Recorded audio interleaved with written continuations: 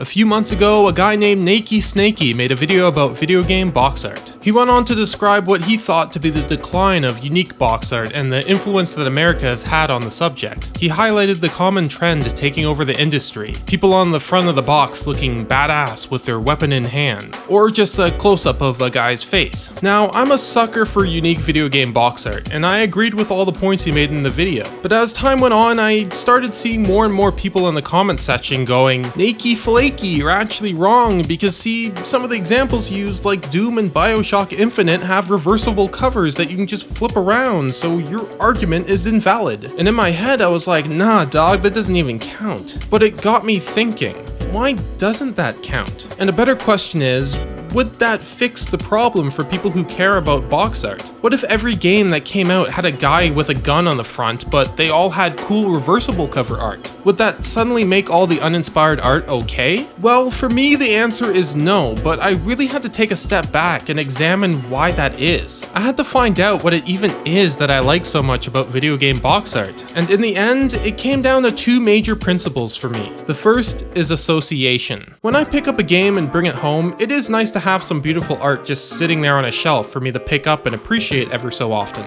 But the box art is more than just the thing I bring home. It's the thing that represents the game. You see it in trailers, in TV commercials, on gaming websites, in Wikipedia articles, in stores, on posters and banners. You see it everywhere. When I look up Bioshock Infinite anywhere on the internet, I'm not gonna find this. I'm gonna find this. It's the thing that the studio has chosen to embody the image of the game. So no matter what's hiding on the other side of this cover, this is going to be the thing that people associate the game with. So for me, it's less about the thing I'm holding in my hand, and more about the correlation between the game and its primary piece of art. A piece of art that the studio deliberately chose to use. Which brings me to my second principle, which I think is the biggest reason why I love video game box art. Integrity. Why did they make the box art the way it is? I think that cool and unique video game box art has a very different meaning in today's age than it did in the retro age of gaming. As many others have pointed out, cool box art in the 90s was born out of necessity. They couldn't just throw a cheap 3D model on the cover like we do now, so they had to get creative with the way they were going to sell their product. A piece of art like this is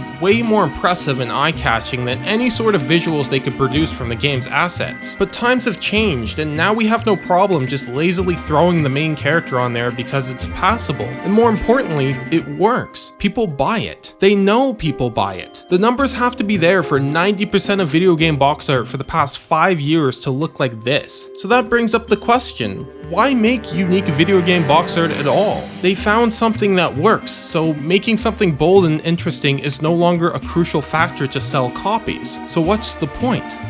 What is the point? Well, here's my point. One of my favorite box arts of all time has to be the PlayStation 3 version of Catherine. My reasoning? Everything about this cover is uncomfortable. Everything. A half-naked female character staring directly at you with a miniature man stuck between her breasts, with a pink backdrop and falling sheep men. I remember seeing this game at a GameStop when I was 14 years old. I didn't even feel comfortable enough to hold the case in my hands, let alone walk out of the store with it. You might be thinking, oh, they're just appealing to that one subset of the gaming community that buys games for the fan service and the cute anime girls. But that's the kicker. That's not Catherine's target audience. Catherine is an incredibly hard puzzle game with a story that revolves around relationships, cheating, misogyny, and the overall disconnect between men and women. For lack of a better word, it is a deep game. So essentially what they've done is split up their demographic. The people searching for a game that looks like this probably aren't looking for a hardcore puzzle game with complex undertones, and the people who are searching for that kind of game probably aren't looking for something that looks like this. So why do I like it? Well, this box art is extremely unique, just like the game, and it does a perfect job at capturing its tone. The female character Catherine being depicted as massive in comparison to the main character Vincent, who obviously lacks control over the current situation, representing Catherine's absolute control over Vincent's life during the game. As she pulls down her shoulder straps, she stares straight at you, illustrating her playful yet extremely direct nature. And of course, the pink background, which is the main color used in this game. So when I look at Catherine's box art, I can recognize that it may not be the most approachable thing in the world, but I love it because it perfectly captures the essence of Catherine.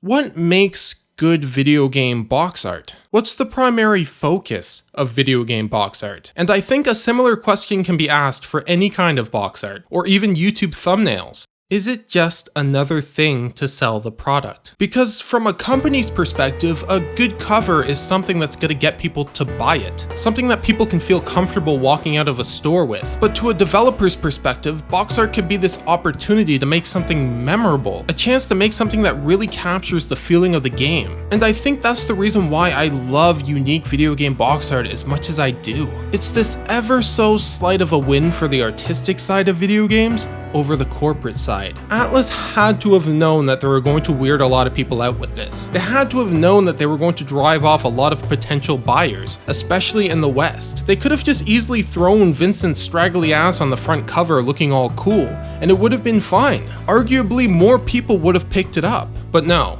Atlus said, this is what we think looks cool. This is what we want to use because we think this matches the themes of our game. And obviously, it's not just Catherine. Look at Xenoblade Chronicles on the Wii. Having a strong lead character on the front of the box is going to increase sales. It's easier for people to identify with a close-up of a human character. Companies know this, that's why everyone is doing it. But Monolith Soft went, no, screw that. This is what we want our game to be associated with. This is what we think represents our game. The Monado waiting alone in a vast field of grass with Mechonis towering over the horizon. When people think about Xenoblade Chronicles, they're not going to think about a close-up of some jokers. They're going to think of a world we created. They're going to think of this. It is cool that Doom has a reversible cover art. It's better than nothing. But how much more would it have meant if ID Software went, you know what? We know that this is going to sell more copies. We have the numbers. We know that this is going to make us just a little more money. But fuck that. That looks like shit. This is what we're going to use because this looks badass. It's an homage to the original 1993 box, and we feel like this best captures what we were going for with Doom 2016. And no, we're not gonna hide it on the other side of the cover. We're gonna put it right on the front, so everyone can see this awesome piece of art we made. When you walk into a store, when you see a commercial, when you visit a website, you're gonna be greeted with this. In 20 years, when people go to look up the awesome game that we made, they're not gonna find this shit. They're gonna find this. To me, unique video game box art says a lot about a project, and it plays out as a statement more than anything. That somebody made something not because they thought it was going to sell more copies, but because they wanted a cool piece of art to accompany their game. And that kind of stuff gets all my respect. So shoutouts to all the studios out there still making those awesome covers. Shoutout to Sin and Punishment Star's Successor, that's honestly one of the coolest box arts I've ever seen. Shoutout to Horizon Zero Dawn, I was genuinely surprised considering how lame the majority of Western AAA box arts have been for the past few years, and they actually used color, holy shit.